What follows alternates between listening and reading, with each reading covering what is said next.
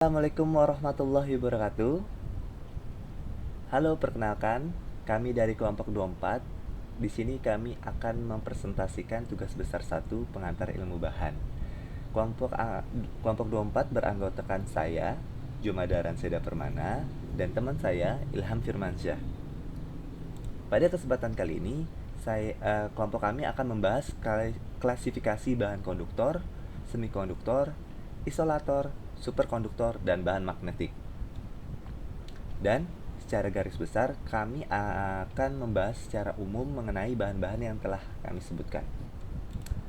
Yang pertama adalah bahan konduktor. Pengertian bahan konduktor adalah semua bahan yang dapat menghantarkan arus dengan mudah.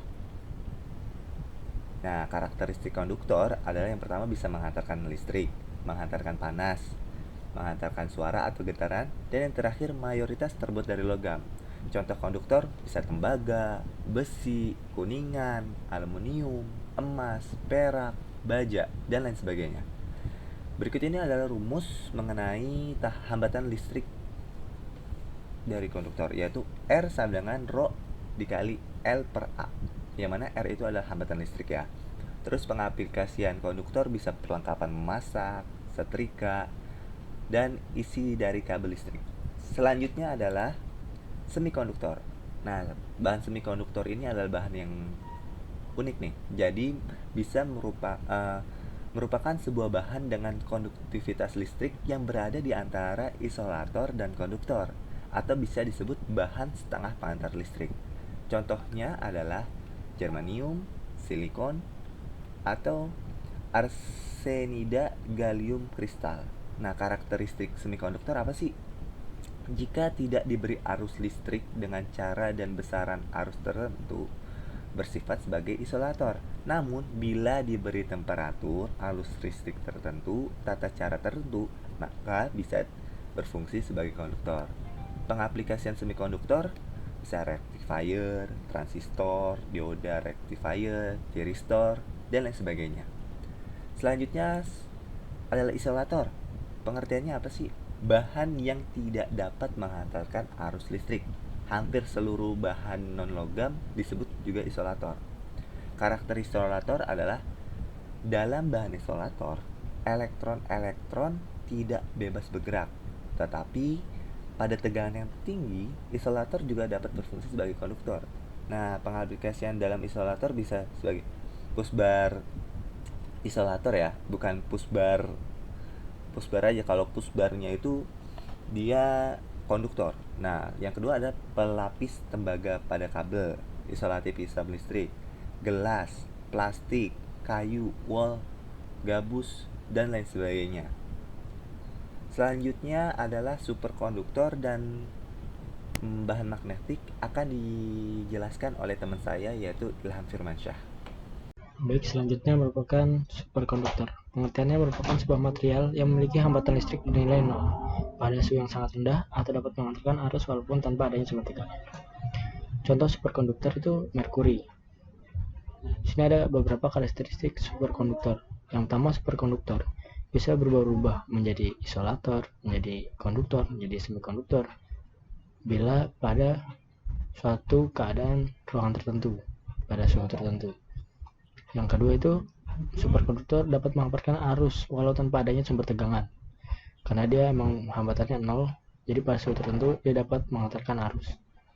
Yang ketiga itu bersifat diamagnetisme sempurna. Diamagnetisme ini merupakan sebuah sifat dari suatu bahan di mana dia dapat menghasilkan suatu magnet. Namun khususnya untuk superkonduktor, magnetnya sangat kuat. Yang keempat, medan magnet dalam superkonduktor bernilai 0 dan mengalami efek Meissner. Efek Meissner ini merupakan efek di mana superkonduktor bisa menghasilkan suatu magnet.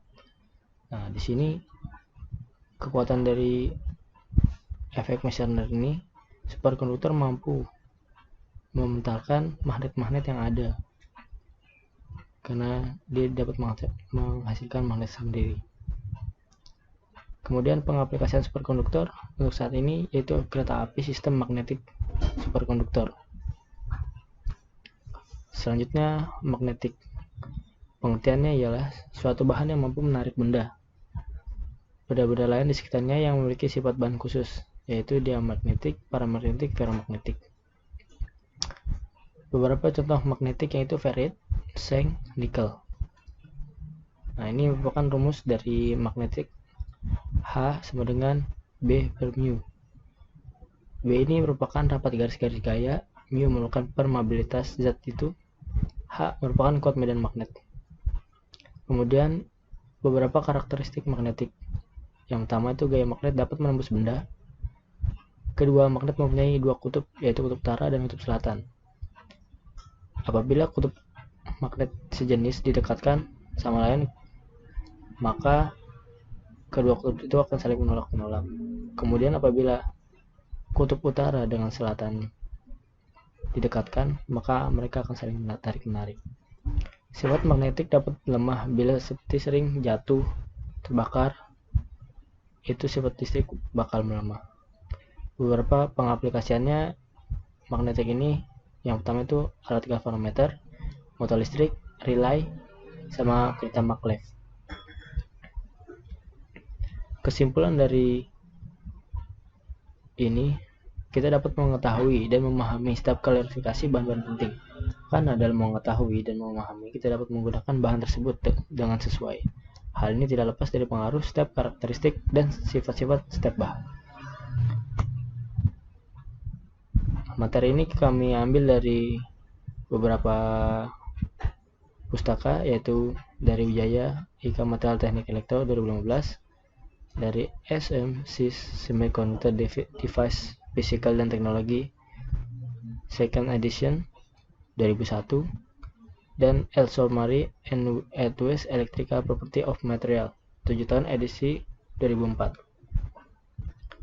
Sekian dari kami. Terima kasih.